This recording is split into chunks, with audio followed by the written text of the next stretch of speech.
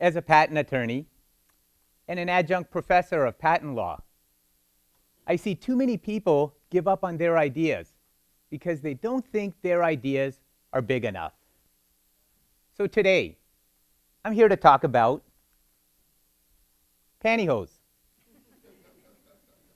You laugh because the expectation is that my fascination would be with huge, earth-shattering inventions, like a cure for cancer or a time machine. But I'm enamored by tiny little things. After all, it was a tiny little thing that changed the entire course of my career. And no, it wasn't pantyhose. I was working in New York City at the law firm of Fish and Neve. If you don't know Fish and Neve, they're the patent lawyers that represented Thomas Edison with his patents on the light bulb. He represented Henry Ford, Alexander Graham Bell with the telephone, and the Wright brothers with the invention of the airplane. Fish and Neve is to patents what Muhammad Ali is to boxing, the greatest of all time. But something was missing. I became a patent attorney because I wanted to work directly with inventors in protecting their ideas. But the Fish and Neve of today mostly represented huge multinational corporations.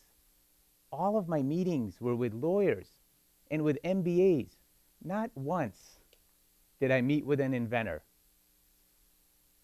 So I wanted to quit. My dream was to start my own law firm and work directly with inventors and protect their early stage ideas. I wanted the garage inventor. I wanted Steve Jobs and Bill Gates before they became Apple and Microsoft. But I was scared.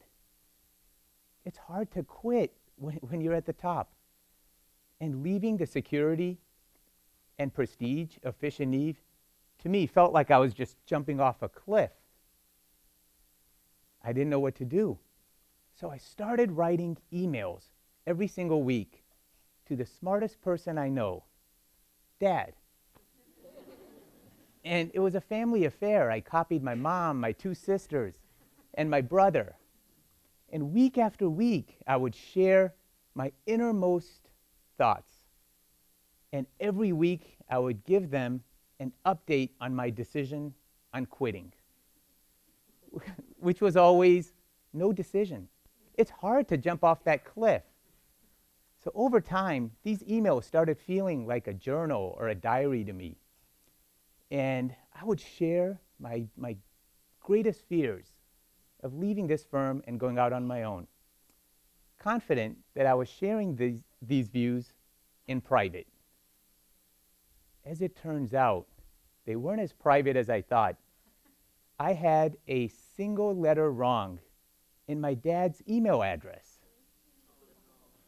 And for 2 years, I was spamming a total stranger.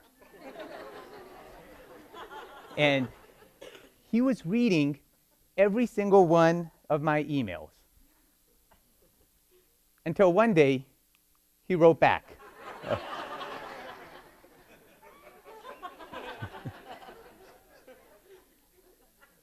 This total stranger was annoyed at my indecision and frustrated. But then he really took the gloves off.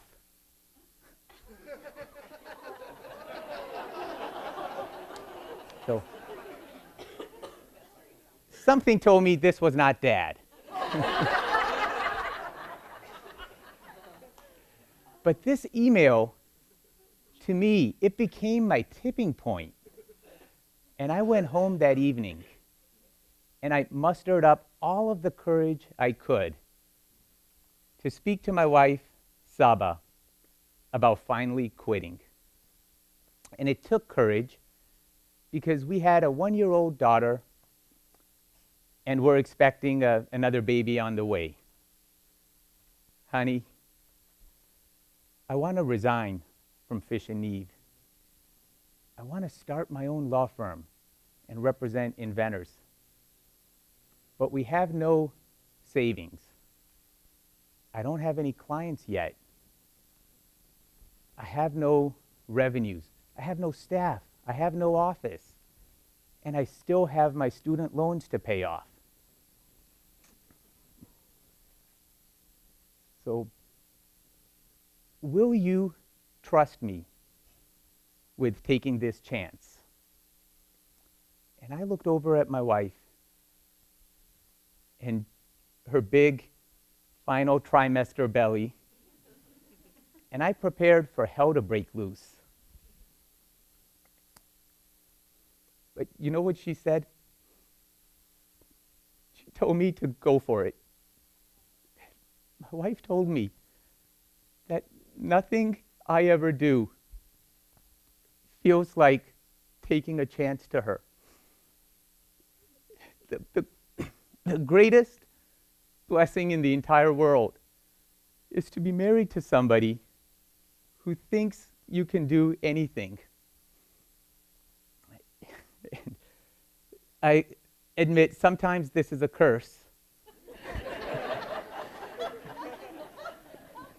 But with my wife behind me, I did it.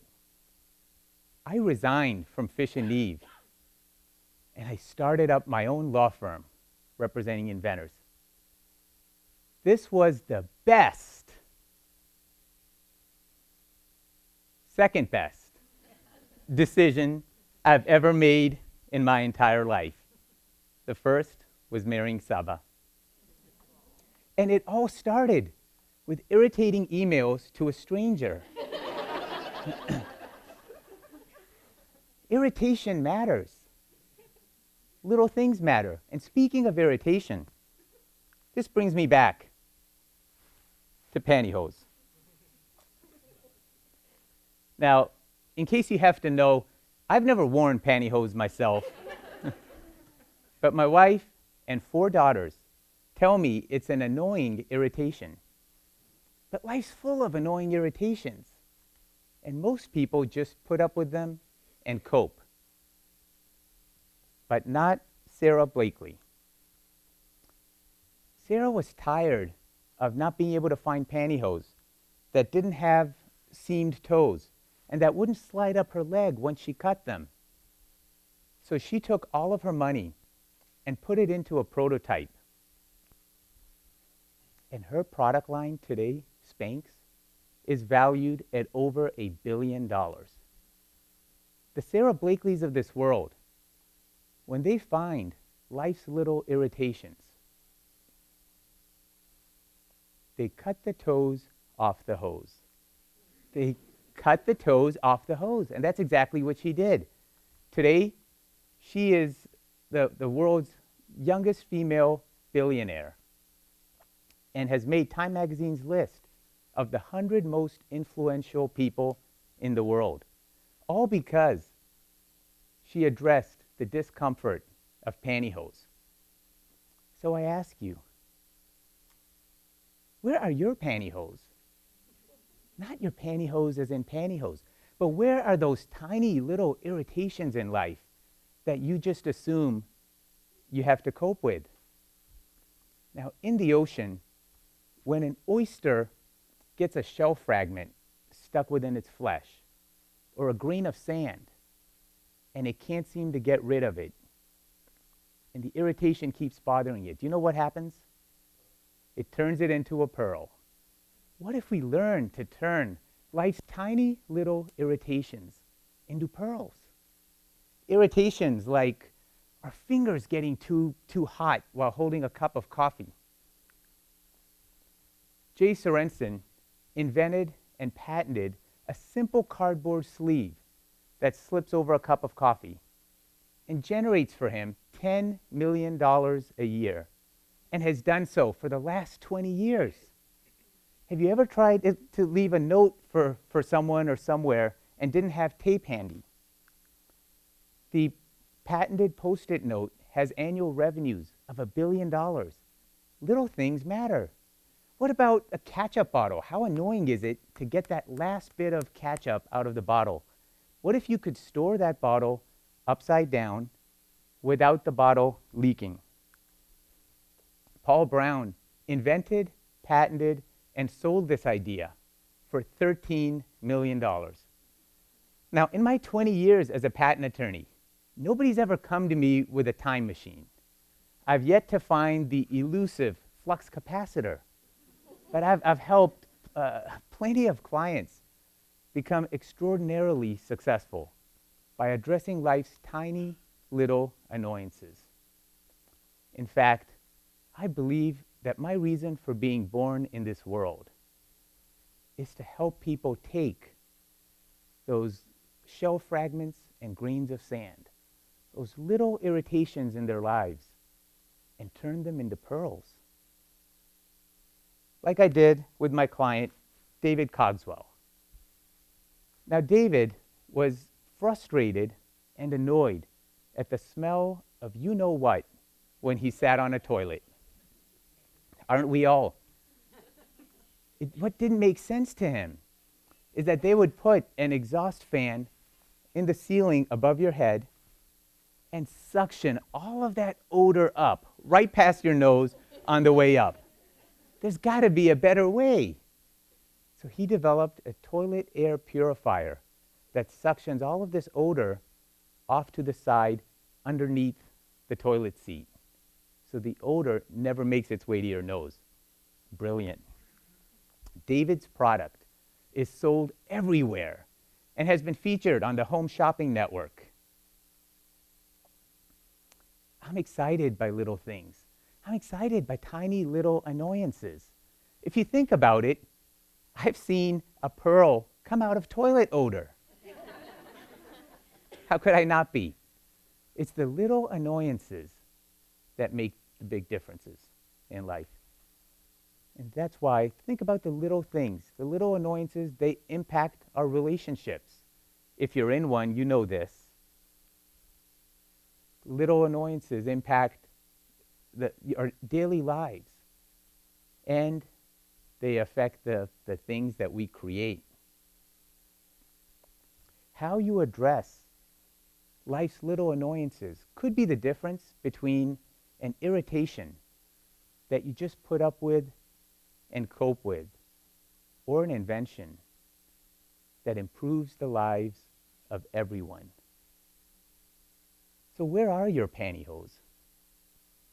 Find the toes and cut them off. Don't give up on your ideas because you don't think the ideas are big enough. It could be the small, little, to you, insignificant improvement that you make. That's the thing that creates your legacy